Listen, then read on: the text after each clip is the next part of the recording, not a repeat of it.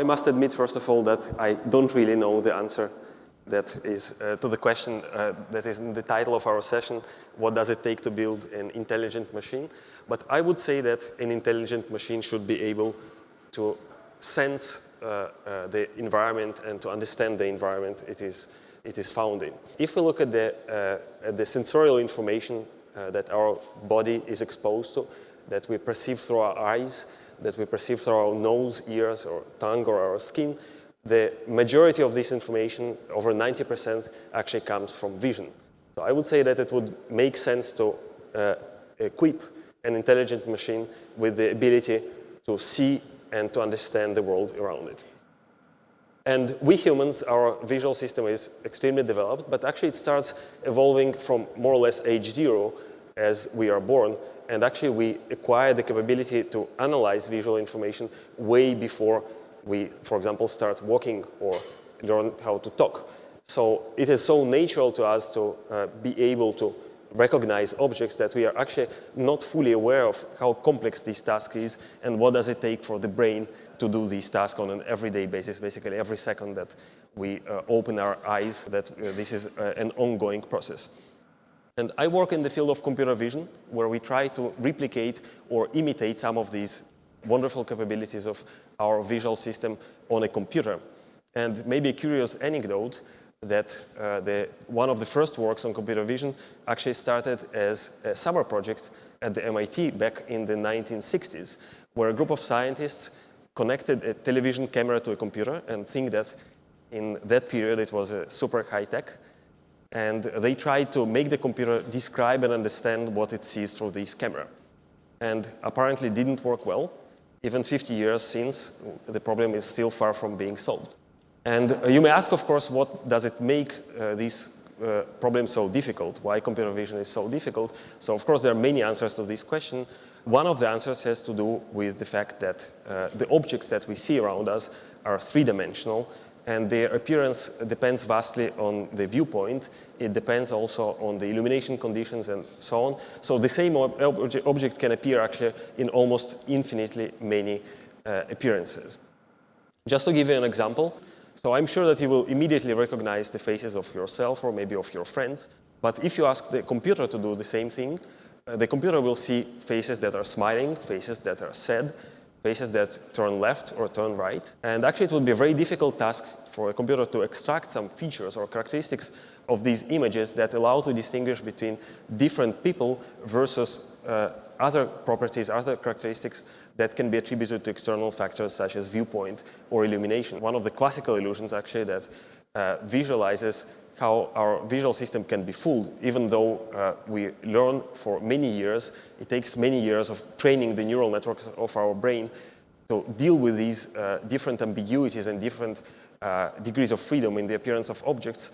It can be easily fooled by, for example, in this illusion, you can see that the same object can appear either as convex or concave, depending on the illumination.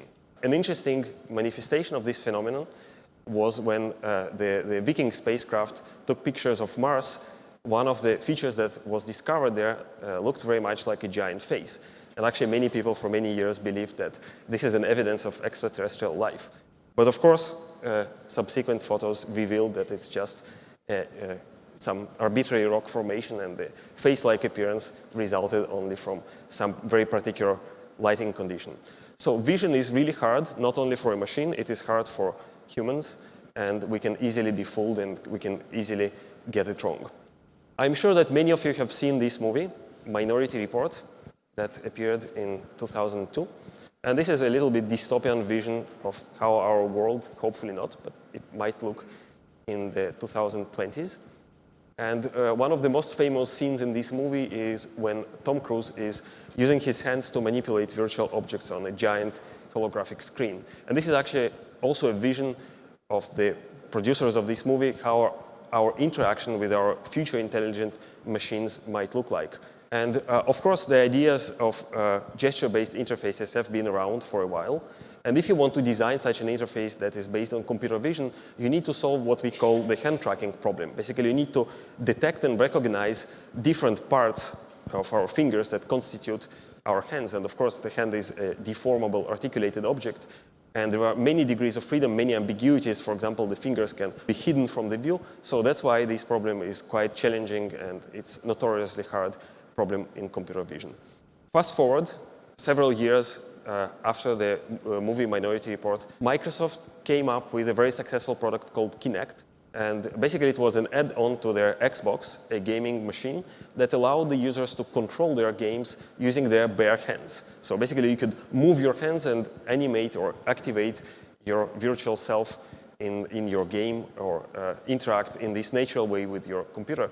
And basically, this was the same capability that Tom Cruise had in the very futuristic science fiction movie, but without any light gloves that basically made the task in the movie much easier. So in this case, no special equipment were required to interact with the machine.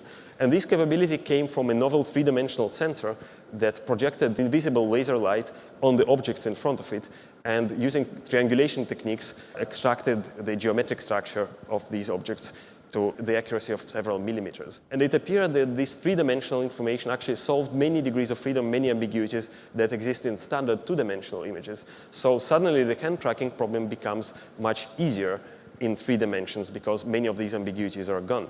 And in fact, this allowed Microsoft to use, I would say, rather simple computer vision and machine learning techniques to do accurate hand tracking.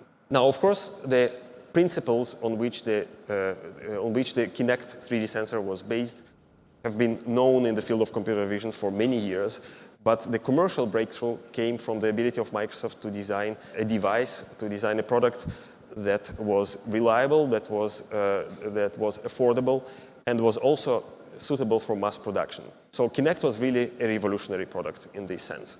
And basically, technology that existed only in the lab and cost a fortune has suddenly become a commodity. But of course, it was designed for specific applications in mind, and that was gaming. And you know that today's manufacturers of laptops and tablets or smartphones are fighting for every gram and every millimeter in the design of their gadgets. So nobody would really want to use a smartphone that weighs a kilogram and requires an external power source. So I was involved with my colleagues in Israel in a startup company that tried to take this dream of a three-dimensional vision or 3D seeing machine one step further, and we designed a technology that would allow to shrink the size of the 3D sensor to a form factor, to dimensions that would fit into the display of a laptop or a tablet. And our company was acquired in 2012 by Intel, and you might have seen Intel presenting this technology that is branded as RealSense at the Consumer Electronics Show in Las Vegas. And this is actually a commercial product. You can nowadays walk into an electronics store and buy a laptop that instead of the standard webcam has our 3D sensor. 3D sensing is an enabling technology that will bring qualitatively new capabilities to our future computers, to our future intelligent machines. And actually what is probably important to emphasize that these technological capabilities they all exist today. So we are really not talking about the future, we are talking about the present. And maybe several or many products that are based on this technology will become widely accepted in a matter of a few years. So our laptops, our tablets, our smartphones will become precision instruments that measure very accurately to sub-millimeter accuracy objects in our environment.